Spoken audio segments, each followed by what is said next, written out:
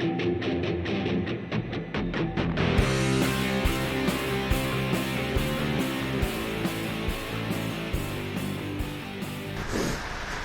morning everyone, so welcome to the Knackler's workshop. So today we're going to start the second part of the work on the giant halfway to reduce some weight on it. So there's the first video I made several months ago, and that's I'll put a link up in the I think it comes up in the top right hand corner if you want to watch that to get some idea of what the goals are on this little project. So what I'll do is I'll bring it back in a second. I'll put it up, got some weighing scales so we can, I'll just hang the bike on there and then we'll have a look and see where we are weight wise. Okay, back in a second. Okay, so we've got the bike hanging up there now, so you can see, nothing touching the ground.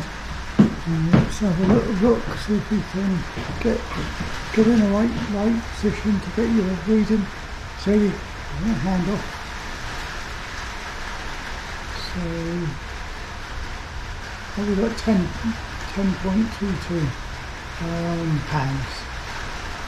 That's pounds. What is it? No, it's kilograms. Sorry, 10.22 kilograms. So what I'm going to do is I'll take the again disappear again shortly. Put this in a work stand and then I'll show you what I'm going to remove from this bike to try and reduce the weight further. Okay, so back in a minute. So we've got the bike on the bike stand and I'll just show you through the bits I'm going to initially remove from probably on this video. So everything now I've just put a little bit of red tape on. So we've got this boss, that was where the stand used to sit. We've got this I don't know what you call it, but it's the rear brake used to fit onto it, but if you've watched the first video, because we've got a fixed wheel, we don't need a rear brake.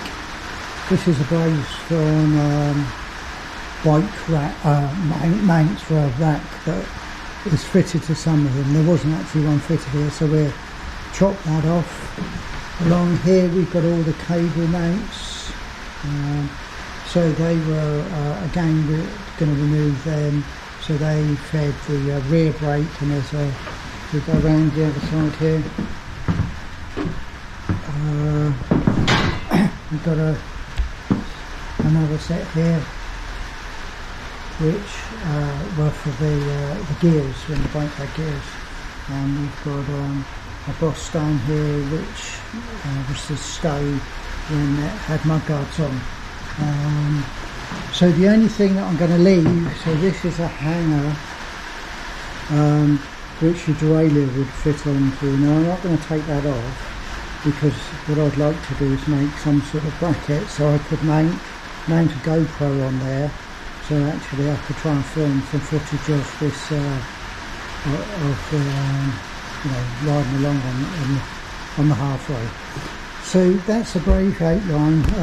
Just to give you some perspective, we've got some more stuff to just replacement parts. So different saddle. This weighs absolutely nothing. Handlebar grips. Well, actually, that's going to add weight to the bike because currently it doesn't have any on, and I took them off last time. We've got some. Let me just try and open this up. We've got some 𝗏𝗏𝗏𝗏 pedals. So these are not record ones, Centura, but these are the same as I use on my road bike. And you may think, well, you wouldn't want to clip your feet into pedals, but we're going to do an interesting thing with that, probably in another episode. But again, these should lighten up somewhat the bike. Got a few bits of touch-up paint, so I'm just going to touch up where I file and saw off the bosses. But at some time when I've finished the whole work on this, then I hope to probably respray the whole thing. We've got a really old 1970s 1 and 500 brake. This is a front brake. Now I've not even offered it up to a bike yet, so we may find this is not possible. But as we can see on this, you've got the brake bolted on the front, and what I had an idea of, there's a hole here, and so what I thought I could do is I could turn the mill of a boss up and try and come up with a way. Let me take the brake block off just so it'll fit in. Restore that nut on the floor, and let me just do the other one. Just make it a bit easier to show you. So what I'm hoping to do is make a boss so I can actually have it underneath there, and it looks like that could well work. So if I just lay that there for a second, so the brake cable will come down instead of going into the middle, it'll go into here. Now the reason I picked a 1 and 500 is most of the modern brakes, the brakes here in the UK anyway, all this stuff is on this side, and that, as we can see on the halfway, the fork blade is on as we're looking at it, on the left hand side. So this would actually get in the way. So the theory is try and retain this part of it. So we need the two legs, the piece to hold the spring, but we'll make basically something like that. We should clamp it in, and then we'll fit it up into the fork blade, the forks, and the bolt that currently, this bolt that currently secures the brake. We'll have the bit that goes up there, but we'll put a bolt through to secure the boss that's holding the brake. Then that should be underneath. So when we look from this side, what you shouldn't really see is any brake. So it should all just be hidden behind this fork blade. So it's something to experiment with. Whether, I mean, clearly I've got to make something that's safe and I'm not going to kill myself. And we've got a big piece of aluminium, and if you watch the first video I spoke about how this bike was designed by 𝗫𝗡𝗥𝗦𝗅𝗔𝗡𝗥, who was a British chap who worked for Giant. So what we've got is we've got a handlebar stem, again another 𝗫𝗫𝗥𝗦𝗅𝗔𝗡𝗥's design, and I'll show you a bit more of that a bit later, probably in another episode. But what we're going to do is we're going to drill a hole in here, and we're going to mill out so that will go in there. So then that becomes our new stem, and then we're going to turn this down, cut something similar to this. So what we've got is a way of clamping it. We'll have a hole that goes pretty much through, so we can slide this bit in first into the frame with a long Allen key, tighten it up and secure this, and then we can then slide this in on top and tighten it up. Because here we've got adjustment screws, as quite a few of you know, I'm due to have a replacement hip operation, so at the moment I can't lean forward very well. So with this stem you just undo that, and what I can do is just adjust it so it points up so the handlebars are higher. So I can get this done in readiness, so I can use this when I'm first starting to recover from the hip hop, or even before. And then once the hip gets better I can lower it down, so I've got a more traditional bike rider's position.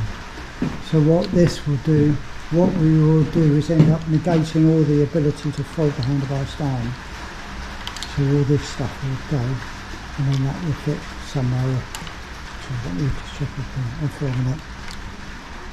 That will fit on somewhere like that. These handlebars will go on, and we chop the ends of the handlebars off to make them a bit smaller. So that's really the outline of what we're up to. So yeah, so I think this, I'm not sure it's going to be wonderful view and watching me saw things off, but what I'm going to do is just crack on with that.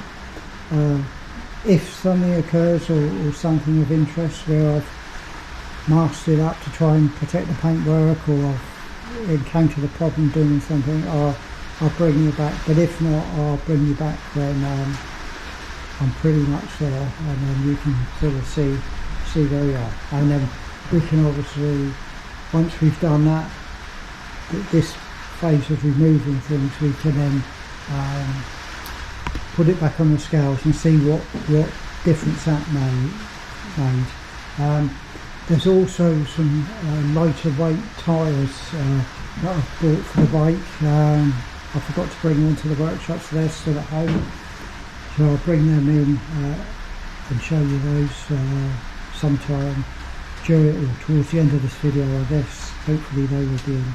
So we've got a mixture of removing bits and bobs, replacement parts, and manufacturing new stuff. Okay. All right. So I'm going to get busy, and then I'll speak to you in a while. Okay. Thanks. Hi everyone. So just to give you a bit of an update. So as we can see, I've put some just some painter's tape around the area where I'm trying to protect, because as we know we're trying to remove these. I had planned to put some duct tape over the top, but I don't appear to have any in the workshop, so I use this sort of hazard tape. It's not so good, and I'll probably get some more get some duct tape later on today when I go home. So I used this rather weird hacksaw because what it gave me, so I just locked the tops off of the lugs. Sort of worked okay, maybe not the best. I'd probably try it with a traditional axle on this one, but that's where I got. Then I started filing. Sorry, just trying to wait the GoPro up. Started filing, and it felt like it was going to be an endless job, you know. What I ended up doing is getting the Dremel out, move you around so I'm on the better side to show this. So just a standard old Dremel. I found it was better to have the flexible lead on, because when I was here I could have it sort of fairly parallel, whereas if you're doing it with the main Dremel you would have been more tipped. Now you can obviously go that way. So as you can see, compared with that one, I've hogged away quite a lot. So we're getting to the stage where I need to go back to the file. I don't have any bigger grinders or anything, so it was a choice of the Dremel or the file. If you're doing it yourself, if you're doing this yourself, what I did find was if you're doing it this way, you do get quite a bit of the swarf, the dust sort of coming off there, which I ended up putting a bit of a face mask on to try and protect me a bit from that, inhaling that. That way is obviously better because it either goes this way or that way. So, but nevertheless, you still need to do a mixture of both. Now I'm getting down to fairly close. We're getting to a stage where we're fairly close to the frame.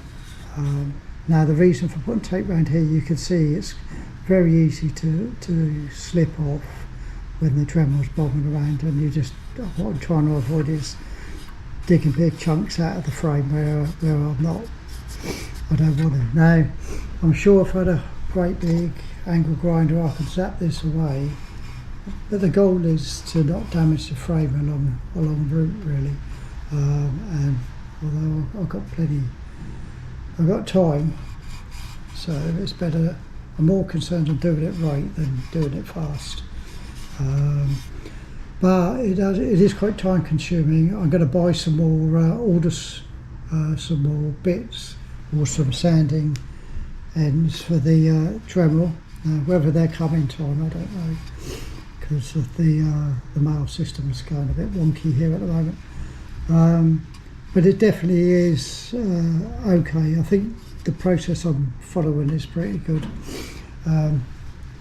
I think I'll probably just do a very bit more on the Dremel, and then I'll go back to the hand file. But I definitely want to get duct tape, something a bit more substantial to stop any slipping, you know, like damaging of the frame. So so this one's sort of half prepared with the painter's tape. What I wanted to do was just try and experiment on number 1. I'm sure number 2 I'll make a better job and I'll give you an update as I'm progressing and as I'm learning more. And number 3 I should be flying by then. But it is, as I say, quite time consuming, but to be honest, I think to do things correctly does take more time than just hacking away at things, you know. So anyway, that's a little update. I'll bring you back when I've got a bit more of something of interest to show you. Okay. Hi everyone, just for another quick update. So we're pretty close down. So I did, once I started the filing again, I did most of it with a second cut pattern, and then moved to a smooth one. So we've made quite good progress there. We're now starting, as I'm filing, I'm starting to feel the files dragging on the tape, so that's indicating we're getting quite close. I've tried to bring it down together, so because the danger is if you bring one side down too much, and then when you're bringing that down, it's quite easy to end up filing it over on this side again, and then you go too far. And I suddenly realised such a schoolboy error. If you go back in the video just a little bit, what you'll see is the frame was on an angle, and I learned in my basic training it's far better if you're trying to get something flat to have the rest of the horizon sort of flat. And I think Chris on Click Spring talks about that. You've got far more chance of trying to do it when this is parallel than when it's on an angle. So apologies for that. But so all it did was just drop the saddle. Drop the saddle, so that made the back end come down. So it was a fairly easy process. So so as I say, I've got the first, second cut and smooth. I now sort of getting to a stage where I'm going to just bring the remainder down with the little Swiss files, you know, and then we should be there. So it's been quite a time-consuming process, but it is sort of enjoyable. I think the lessons learned so far is what I'm going to do is probably just chunk off each of the things all the way round and get all that sort of donkey work done and the grinding, and then do the finishing as a separate exercise. So I've done all the sort of the heavy work, and then it's slightly more precision stuff moving forward. I think maybe I should have also considered dismantling the whole bike, because I probably would have to for some of the other things, but anyway, I've not done that, so we're I can't say whether that was better or not, but possibly. But anyway, so that's really where I am. It's about midday here in the UK, so I'm probably going to shut up shop for today, and maybe get back on this at the weekend, really, because I've got to spend some more time on doing work that pays the bills. So but anyway, I think we've made a good start, and we've got a better understanding of the way to tackle things. Pretty certain that the rest of these are pretty much the same. I've just spotted another one there that I didn't show you earlier on, so that one I go as well. And I also thought there's a length of this seat pin doesn't need to be this long, so I probably could chop off a bit. That's just got a rubber bung in the top, so that could come out, or I could chop off a bit and that would be fine, because I'll show you the calculations so you understand I haven't cut off too much to make it dangerous. But good progress for sort of day one, and I'll bring you back a bit later. Okay, thanks. Hi everyone, so it's another day now. I ended up taking the wheels off and just clipped the front brake. Well, actually it's a whole lot easier to take the front wheel off doing that. I've never taken the front wheel off before, I don't think. So here we are. This is the first one that I did, and it's come up pretty good, so I'm very pleased with that. And you can see I've started on the second one. I thought I'd never really explained this. The reason I put painter's tape on and then put the protective stuff over, or the more hard wearing, the painter tape first, because then it allows me to peel it off without damaging any more of the paintwork. So hopefully I can just sort of fill in this bit temporarily. As I mentioned earlier, I'll probably get the whole frame resprayed. Lessons learned then. So what I've now gone to is, this is an old coping saw blade. It's really nice old thing. So I've just got a normal hacksaw blade in there, and I'm using it just to chop them off. Now this works pretty good because obviously it's flexible and you can guide, so it's a bit hard to do with it, but I can hold obviously the handle and guide the other side to form the shape. If I move around here, what we can see is it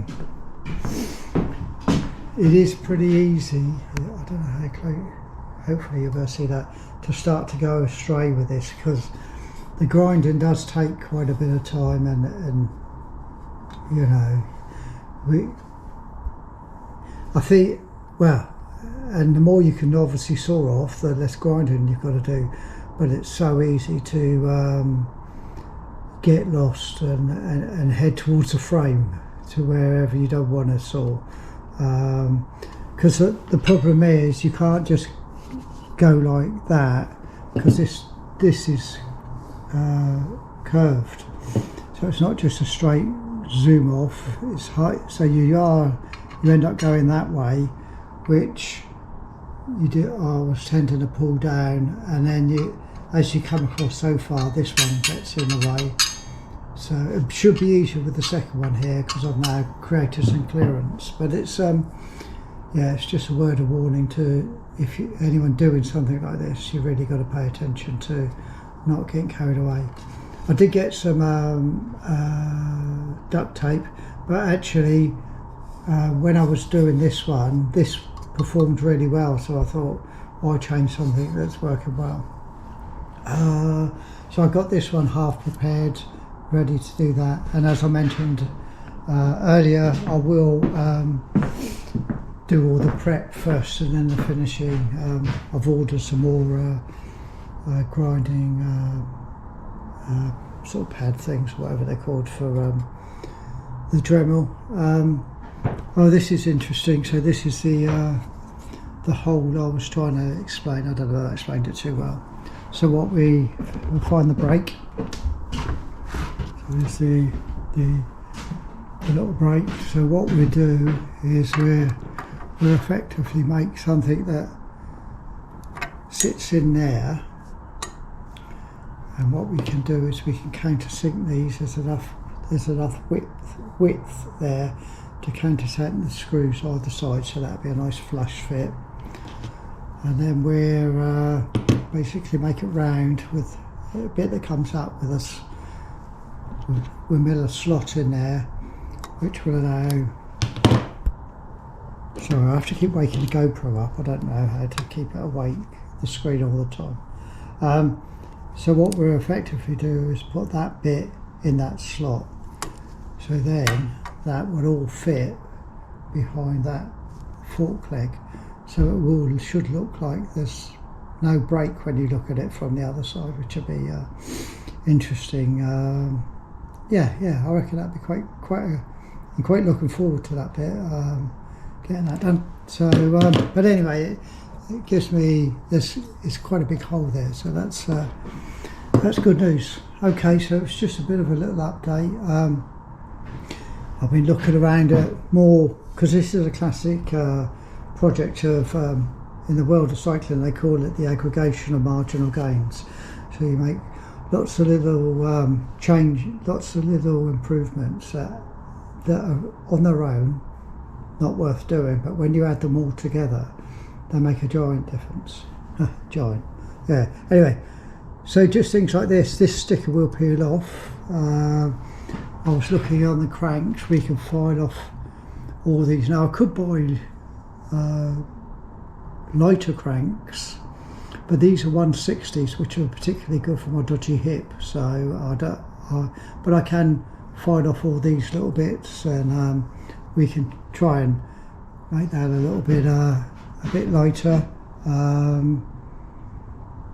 What else was it? Yeah, where are the wheels? So again, they've all got. Let me just put it here.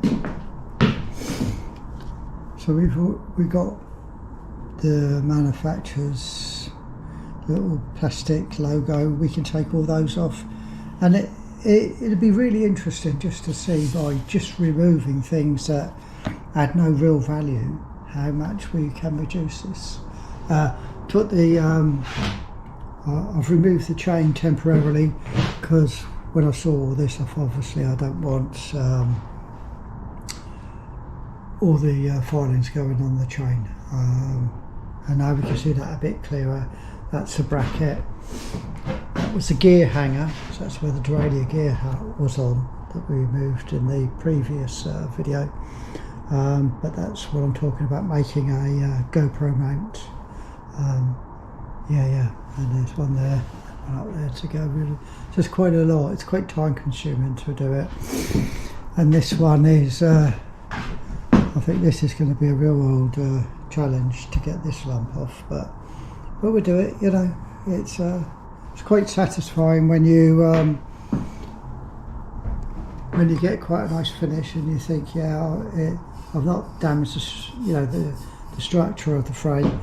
When you get down, because obviously these lugs are pre-manufactured, I just plug them on and weld them on. When these popped off, because these ended up sort of there as I was filing away towards the end, so they lift off. So really you end up with pretty much, you've removed all of it, so they're not keyed in any way, so that should be right. The only one I'm slightly unsure of is whether this one is going to be, whether there is an actual hole there and that pushed in and then they're just welded round. I don't think there will be anything there. I think that one's just purely on, just welded to with this one, because it was part of the brake. So I think they may have made it a little bit they may have chose to go in, but I don't know. But even if it is, all we're going to do is end up with a little bit of tube, a hole in there. I don't think it will affect us, the structural integrity of the frame. So, but we'll see. Okay, anyway, that's a little update on where we are. So still progressing. Things are looking good for the brake. This is far better than an axle, but you do need to pay attention, because you can go astray and head in towards your your frame, and you don't want to bugger that up. Okay, all right, so I'll bring it back when there's a bit more progress. Okay, hi everyone. So just a quick update. Let's have a look. This bit came off quite well, and I've nearly roughed it back. That was quite hard work. That's going to take a fair bit of to get all that away, but I'm quite confident. This was a nightmare, and that's quite a lot to come off there, but nevertheless it's all progressing quite well. There was a boss there, that one's gone. That one is, I think I showed you that one, so that was a finished one, so that's good. These have been roughed down. I've sawn that off, I've not done anything to that one. So yeah, it's been a far bigger task than I must admit I had imagined. So what I'm going to have to do is do it into a second part, a part 2 video, So this will be it for part 1, and what I'll do is I'll finish all these, get them painted. Well, I might do the odd update, I don't know, for part 2 if I encounter anything a bit challenging. And then things we've got to do in part 2 is chop a bit off the handlebars so that we can lose a bit each side, so that make it a bit lighter. We can calculate, I mentioned before, the seat pin, and we can chop a bit off the bottom so we can lose that, because I've only got little legs, so I don't need a giant seat pin. And there was something, oh yes, I don't know whether I can move the bike back here. I spotted this, that there's about, I don't know, a third of an inch of bolts sticking out through there, so I can lock that off. That'd be a nice old saving. So yeah, that's really where we are. Lots of elbow grease, but it does, it's coming on alright. I'm sort of, it's a far bigger task, but it's sort of in a weird way quite enjoyable. So that'd be it for part 1. So as always, stay happy, strong and healthy, and I'll see you in the next one. Cheerio.